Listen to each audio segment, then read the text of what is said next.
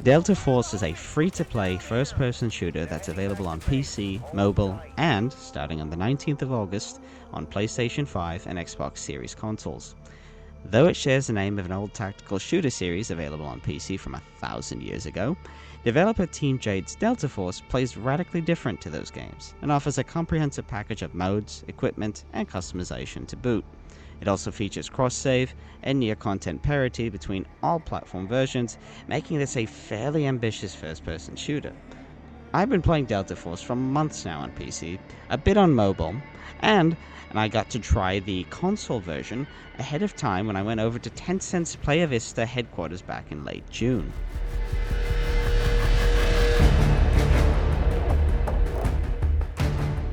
Players can choose between Delta Force's three main game types: Warfare, which is the all-out team-based modes like the Rush-style attack and defend game mode, and King of the Hill.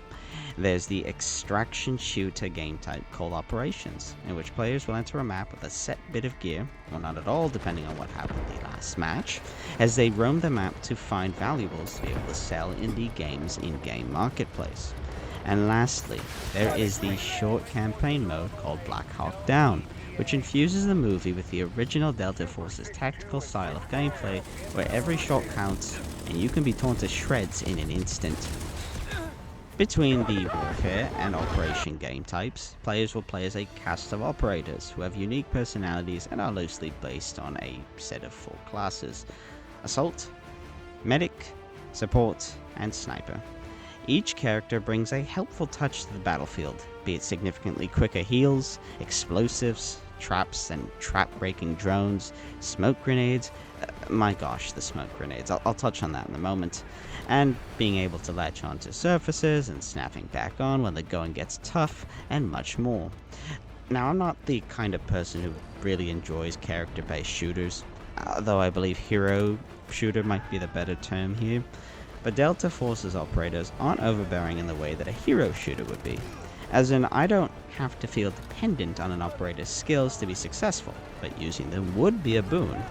And on top of that, operators have counters between one another, some clear, some a little more subtle, and I personally found the game to be quite balanced around all this, despite the fairly large cast of characters currently playable. When you do take an operator to the fight, know that Delta Force's gameplay can range from a walk in the park to an utter sweatfest. Fights in Warfare can be visceral, as grenades are tossed in from all directions, smoke grenades are spammed, parts of buildings are blown away, and sniper/flanking groups of enemies fill all sides of the few maps available. Despite the intensity of the fights, it's also a lot of fun. The gunplay in Delta Force is surprisingly good, and it feels incredibly satisfying to land fatal blows to foes, whether you're using rifles, rocket launchers, or even a bow. Weapons in this game don't use hit scan, as all shots are treated as projectiles, and bullet drop applies to all projectiles in Delta Force. That means lining up shots requires a bit of precision, especially if you play sniper. The maps themselves are few, but range from tight spaces to serious verticality. It pays to stay away from the meat grinding zones, as there's almost always an easier way for players to flank from all sides. The 64 player count does stress some part of the game's maps though, especially in the Spire map. Besides that, there's a limited amount of destruction players can employ to force enemies out of hiding or make hiding spots useless. The maps themselves also look great, and comparatively even better on mobile, despite a few LOD issues, and these maps feature a few scripted events as players progress through the objectives or as time marches on that look really cool. Certain maps also feature unique events that can either make or break the situation for an attacker, such as, once again, the Spire map, where if the Spire is destroyed, the attacking force gains an unlimited amount of lives at the expense of a final push that will only last for 2 minutes. The Operations game mode is Delta Force's extraction shooter game type, and over the course of the few months that I've played the game, it feels like it's the developer's favorite child. Here, players will be tossed into several maps, either alone or with up to a couple of randoms or friends, and they will need to forage for weapons, ammo, and the like. Dying here means you lose whatever you have on your person, and that includes all your gear, meaning that you can start up the next operations match with 0 weapons on your person if you're not careful. Here, you'll collect valuables and take them to the extraction point. Some valuables, like Mandel bricks, can be sold for Delta coins, which can be used to purchase and pull for certain cosmetics. You can think of the special chests in Sea of Thieves as an example, but be prepared to defend those Mandel bricks with your life, as you will be lit up by every other party in the map. Lastly, we've got the Black Hawk Down campaign.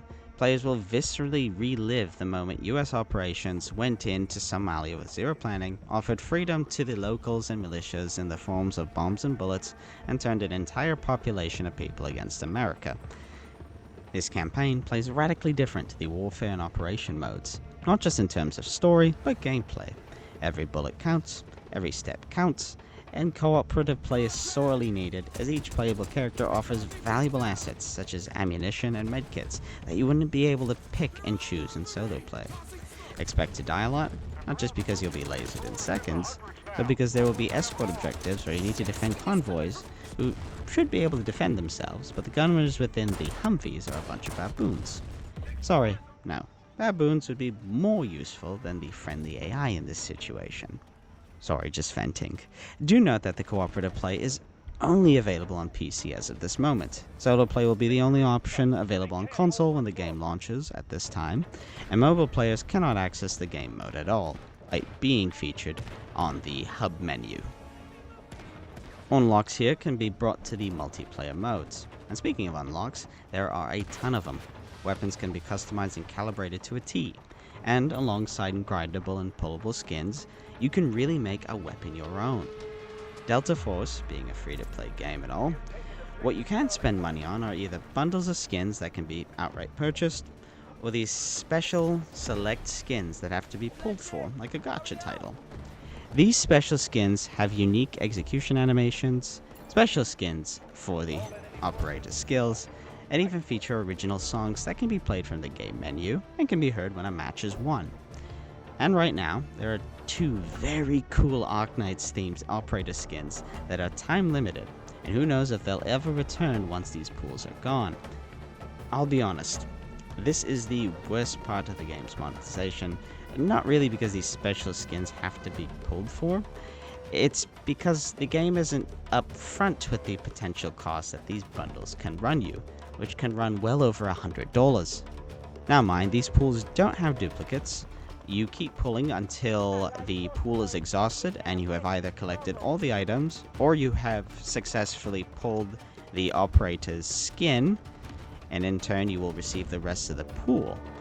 The last time I played a game with a system like this was Honkai 3rd Impact. And as much as I did like that game, that aspect of the game was also easily one of the worst, especially since the skins in that game were super duper cool as well. But look, if you don't care about cosmetics, know that Delta Force has no paid advantages. The game throws all the weapons and operators at you, and you can root and toot with $0 spent. And it's because of that I can recommend Delta Force. It's a big package that all comes for free. It looks good, it runs great even on consoles and mobile. The gunplay is great, and I found the game to be quite balanced, making matches feel really fun across all three modes. There's a bit of magic here that kept me coming back, despite some of the clunkiness present in the game's menus and maps. Do check out our full article for a larger deep dive across all the game's modes and its hub. But of course, if you don't care for that, just jump in and get started. It's a free game after all, you don't have much to lose.